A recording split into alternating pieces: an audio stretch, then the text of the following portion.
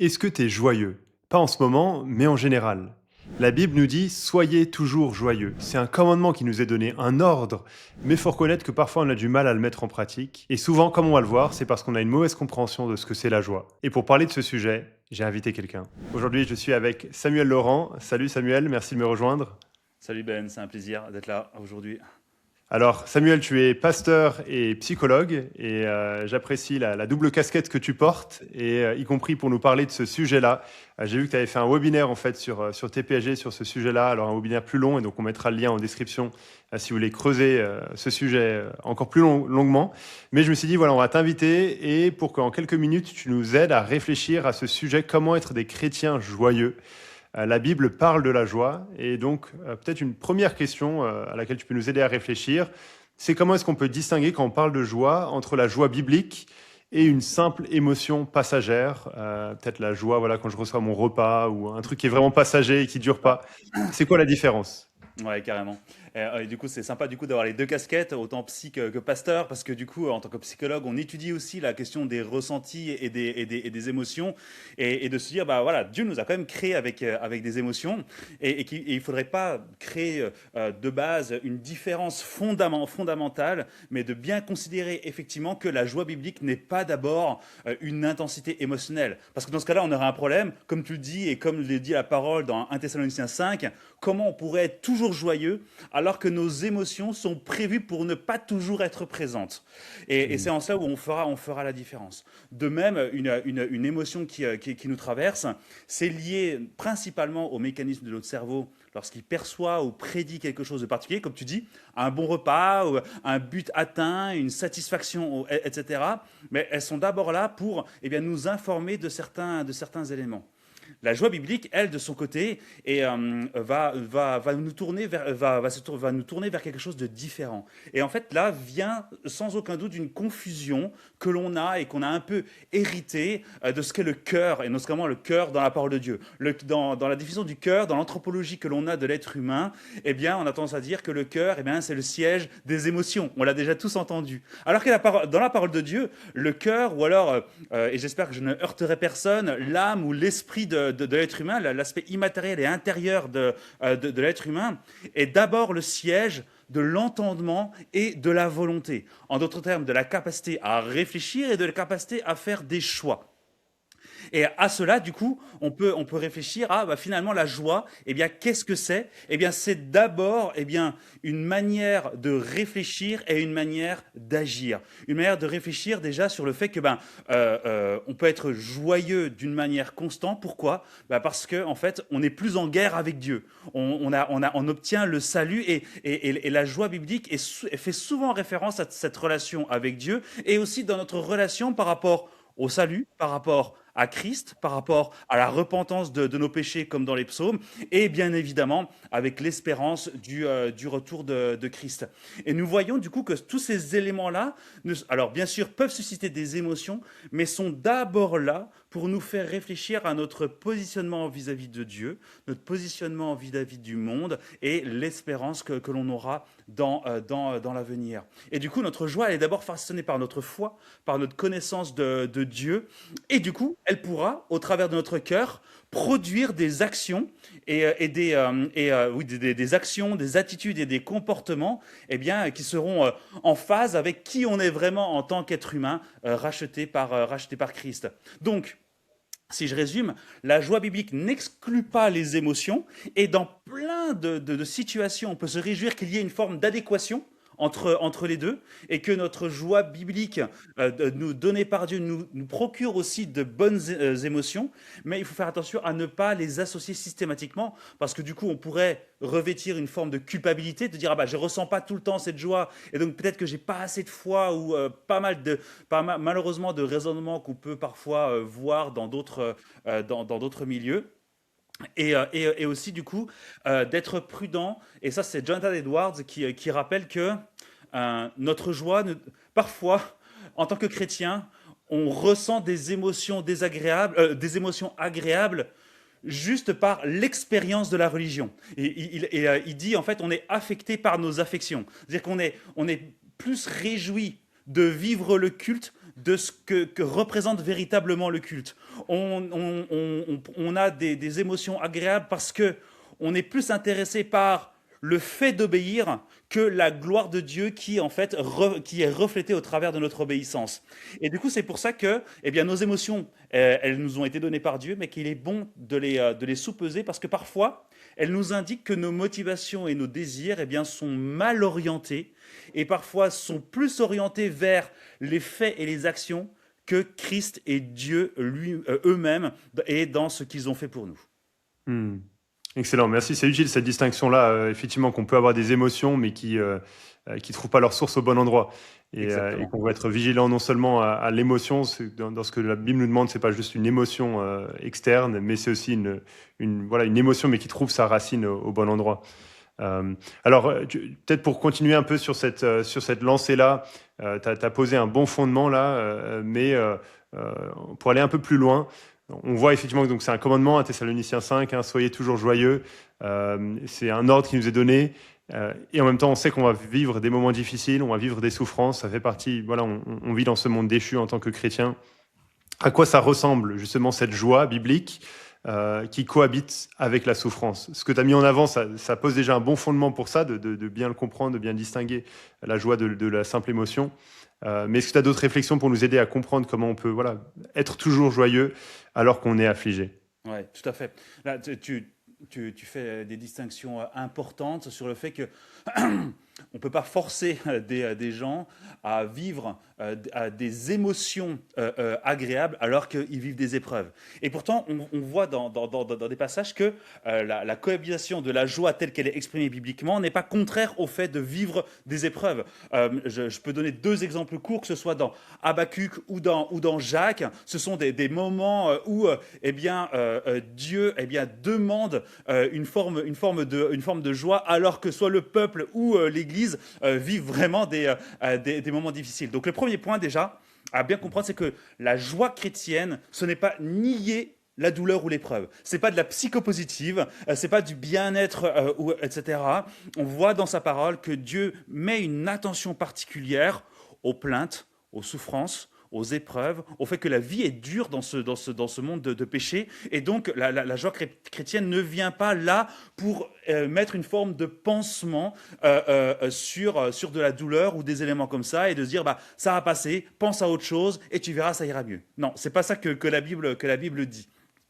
Et donc, du coup, la Bible ne nous dit pas qu'il faut se forcer à ressentir des sensations agréables, mais c'est davantage, au travers de la joie biblique, de réévaluer les situations que l'on a à la lumière de la parole, à la lumière de Dieu et à la lumière de ce que la parole dit sur Dieu, sur nous, dans ce monde. En d'autres termes, c'est encore une fois cultiver notre foi qui va produire la persévérance nécessaire pour pouvoir obéir et être des ambassadeurs de Christ. La joie chrétienne ne consiste pas à nier la douleur, mais de reconnaître eh bien, que Dieu peut produire quelque chose de bon au travers elle, que Dieu est souverain sur tous ces éléments qui se déroulent dans nos vies et qui sont difficiles, et que Christ est auprès de nous pour pouvoir nous soutenir, etc.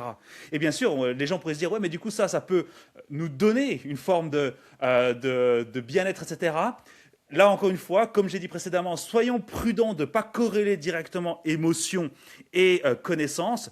Par contre, ça peut nous donner du courage, de la volonté, de la persévérance pour supporter, et le mot est bon, je trouve, pour supporter les épreuves eh bien, que Dieu nous donne dans nos vies, même si parfois elles sont mystérieuses dans les souffrances qu'on peut vivre. Et donc du coup, encore une fois, hein, c'est la joie biblique va d'abord nous servir à assurer et affermir les repères dans les épreuves, plutôt que de nous donner des sensations qui vont gommer les sensations désagréables. Parce qu'on sait que ce qui est notamment difficile dans l'épreuve, et ça, c'est peut-être le psychologue qui parle, un des éléments les plus angoissants et les plus inquiétants, c'est l'incertitude. De dire de ne pas savoir où est-ce qu'on va, de ne pas savoir ce que sera fait demain. Or, la Bible nous donne des éléments vraiment rassurants pour nous donner du courage et persévérer dans la foi, même si c'est difficile, du coup, dans les épreuves. Ouais, amen. Merci, c'est utile ce que tu mets en avant et ça montre, voilà, on en revient à la source de la joie, hein, que ça peut pas être justement dans les circonstances, dans ce que l'on vit ou même dans l'espoir que ça soit différent, mais justement en Dieu, en sa parole, dans le fait, voilà, le plan qu'il a dans la souffrance, dans les vérités de l'Évangile, comme tu mettais en avant au tout début, voilà, le fait qu'on a le pardon des péchés, que notre âme est en bonne santé, Yes. toutes ces choses-là, il y a quelque chose de vraiment stable où on peut puiser notre joie, reposer notre âme. Et ça ne nie pas les souffrances que l'on vit, ça ne nie pas voilà, ça ne met pas de côté nécessairement la tristesse ou toutes les choses qu'on peut quand même ressentir liées à ces épreuves. Euh, alors peut-être si on prend un autre domaine, parce que voilà, il y a ce défi de vivre la joie dans les souffrances peut-être plus aiguës qu'on vit, mais il y a une autre difficulté qu'on peut avoir, c'est de vivre la joie un peu dans le quotidien.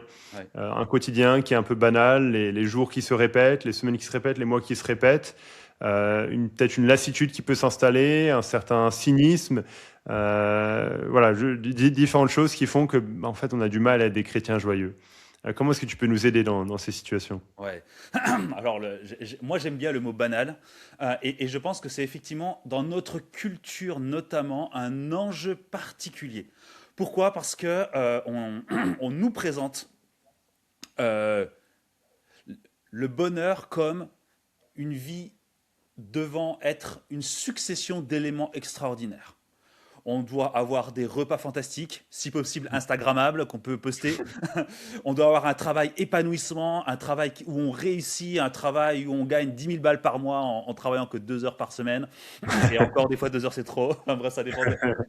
Vivre des voyages des paysans, avoir un conjoint parfait avec des enfants extraordinaires, être des parents toujours là, voilà, etc. Et en fait, on voit qu'il y a un enjeu parce que du coup, d'avoir accès aujourd'hui, et là je parle de notre culture en particulier, d'avoir accès aujourd'hui à tous ces éléments en permanence sur nos écrans, au travers de nos réseaux sociaux, lorsqu'on ouvre notre téléphone, fait que du coup, bah, le banal devient synonyme d'échec. Et en fait, on revêt petit à petit des éléments moraux, des éléments d'appréciation, alors que il y a 2 siècles en arrière, on se posait pas du tout la question. Pourquoi? Mais parce qu'en fait, on était en rivalité avec quoi? Bah, on était en rivalité avec des gens qui étaient autour de nous. On n'était pas en rivalité avec le 0,0001% des gens qui postent des choses sur les réseaux sociaux. On était, Hmm. on se comparait aux gens de notre village. Et dans les gens de notre village, on se comparait avec les gens qui avaient le même statut social. Parce que de toute façon, on ne pouvait pas s'élever plus haut parce que c'était beaucoup plus catégorisé et beaucoup plus imperméable. Et du coup, on se posait beaucoup moins cette question. Et lorsqu'on se pose moins les questions de si j'avais ceci, alors je serais mieux, alors, etc., dans ce cas, on pourrait mieux se concentrer sur les éléments de grâce que Dieu nous accorde dans notre quotidien. Et en fait, il y a vraiment ces éléments-là où on a un enjeu particulier en tant que chrétien, non pas à regarder, encore une fois, ce que les gens possèdent et ce que les gens veulent nous vendre, mais plutôt ce que Dieu nous accorde dans notre quotidien. Et donc, cette banalité devrait être une source de contentement. Et si d'une manière répétée, on constatait en moyenne eh bien, ce dont on bénéficiait par rapport à bon nombre d'autres personnes sur la Terre, sans Hmm. doute qu'on considérerait notre banalité, notre quotidien, d'une manière beaucoup plus haute que ce qu'on pourrait, que ce on considère aujourd'hui avec les réseaux sociaux. Et donc, il y a un problème de balance et de perception par rapport à ça. Et ça, notre cerveau, il nous joue des tours par rapport à des biais de généralisation, etc. Même si on sait intellectuellement que sur les algorithmes des réseaux sociaux, eh bien, en fait, c'est qu'une toute petite partie qui vivent réellement ça, qu'une toute petite partie sont des gros menteurs en réalité. Eh bien, il n'empêche que si on voit que ça toute la journée, à un moment donné, le cerveau va considérer que c'est vrai. Et ensuite, il va se dire, mais pourquoi est-ce que moi, je n'ai pas ça? Et de se dire ben, qu'au travers des discours qu'on peut entendre, bah oui, en fait, finalement, est-ce que c'est pas ça, le fait d'être véritablement joyeux, d'être véritablement humain, d'être véritablement content? Et là, la machine est lancée, et on se retrouve du coup emprisonné, en fait, par nous-mêmes, et frustré par nous-mêmes. Et la banalité devrait être justement le lieu principal où on devrait pouvoir développer de la satisfaction, du contentement et de la joie biblique. Hmm. Et du coup, on a un gros défi aujourd'hui de, entre guillemets, réenchanter notre quotidien et de laisser peut-être les éléments entre guillemets extraordinaires qu'on nous présente, mais qui sont que des illusions ou que des chimères, et qui ne sont que des mensonges. C'est C.S. Lewis, je paraphrase, qui disait ceci. On peut vivre des voyages, se marier et travailler, on restera insatisfait. Mais lorsque je parle de travail, de voyage et de conjoint, je ne parle pas d'un mariage raté, de voyage monotone ou d'un travail ennuyant. Je parle du conjoint les meilleurs, je parle d'un travail extrêmement épanouissant et de voyages extrêmement dépaysants. Mais malgré ceci, eh bien, notre vie restera insatisfaite. Alors j'aime beaucoup Lewis, mais il disait quelque chose de juste. Et ce qui est marrant, c'est que c'est un siècle en arrière pratiquement, où il y avait déjà cet enjeu de ne pas chercher à aller au-delà de ce que Dieu nous demande, mais déjà de se concentrer, un, sur les grâces ordinaires que Dieu nous accorde, et deux, de la grâce particulière que Dieu nous accorde au travers de Christ, en faisant la paix avec nous alors que nous étions en guerre avec lui. Et donc il y a un enjeu aujourd'hui de pouvoir réorienter notre regard vers les choses qui procurent réellement un sens existentiel juste à l'être humain. Ouais, amen, amen. Et là, ce que tu mets en avant, ça m'aide à réaliser qu'au final, il y a un lien entre la joie et la reconnaissance. Et donc, si on n'est pas joyeux, c'est peut-être qu'on n'est pas reconnaissant ou qu'on n'est pas voilà, assez conscient de ce qu'on a.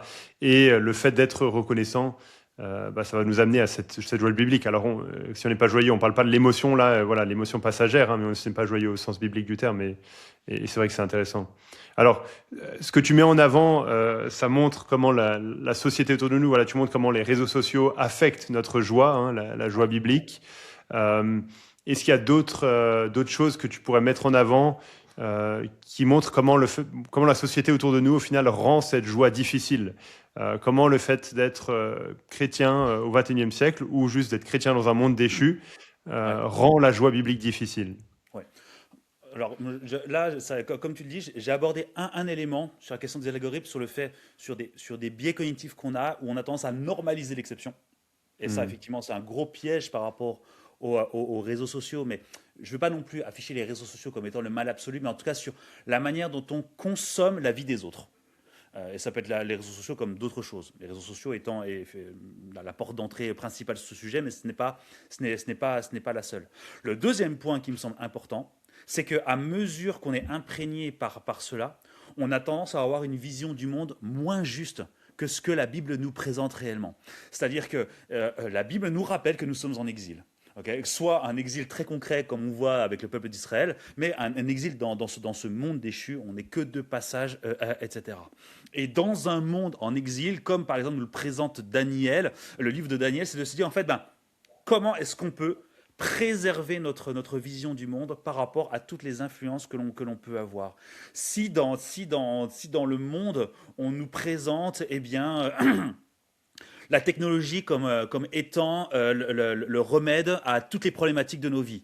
Si on présente le matérialisme comme étant la source de bonheur principal, eh bien qu'on le veuille ou non, en fait, on va commencer à y croire. Tu peux mettre n'importe qui, à un moment donné, le cerveau, lorsqu'il comprend des normes, il les considère petit à petit comme vraies.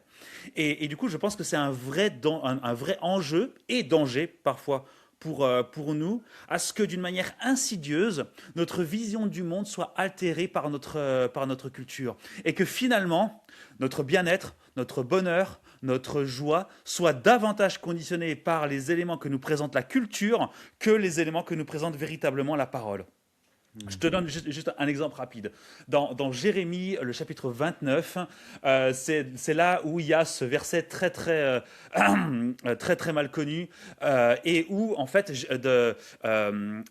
Dieu, et au travers de Jérémie, rappelle que du coup, malgré le fait qu'il ait des plans de bonheur et de salut pour le peuple, ils vont rester 70 ans en exil.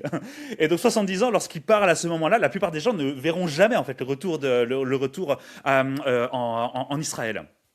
Et qu'est-ce qu'il dit? En fait, il rappelle que ils doivent bâtir, qu'ils doivent planter, qu'ils doivent chercher le bien, qu'ils doivent se marier, qu'ils doivent continuer en fait à honorer le mandat notamment culturel que Dieu leur demande d'avoir et d'être dans ce monde. Et je trouve ça vraiment intéressant parce qu'en fait, alors qu'ils sont dans une autre culture, alors qu'ils pourraient être influencés par d'autres éléments, Dieu leur rappelle les fondamentaux de ce qu'est véritablement être humain pour lui.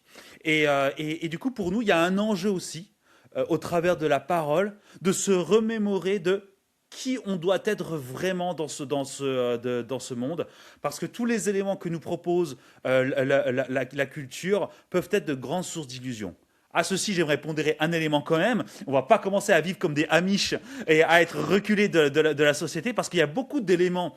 Je parlais de travail, je parlais de conjoint et je parlais de voyage. Ce sont aussi des bénédictions que Dieu nous accorde et on doit remercier Dieu de nous accorder ces éléments-là. Mais il y a une différence entre remercier Dieu de ces grâces qu'il nous accorde plutôt que d'idolâtrer ces grâces comme étant des fins en soi.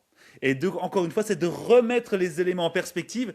Et non seulement ça va nous permettre de mieux apprécier notre quotidien et sa banalité, mais aussi de remettre en perspective les éléments extraordinaires comme étant des grâces que Dieu nous accorde parfois. Et donc, ça pourrait même potentiellement augmenter du coup notre joie biblique que de rendre gloire à Dieu dans ces moments particuliers que Dieu nous accorde.